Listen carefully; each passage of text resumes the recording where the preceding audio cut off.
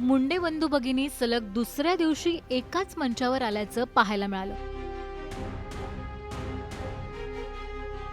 महाराष्ट्र दिनाच्या कार्यक्रमातही पंकजा मुंडे आणि धनंजय मुंडे एकत्र आले होते.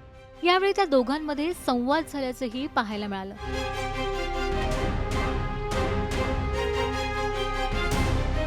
त्यानंतर परळी सामुदायिक उपनयन संस्कार सोहळा आयोजित करण्यात आला होता. यावेळी सलग दुसऱ्या दिवशी पंकजा मुंडे आणि धनंजय मुंडे एकाच मंचावर आलेले पाहायला मिळाले.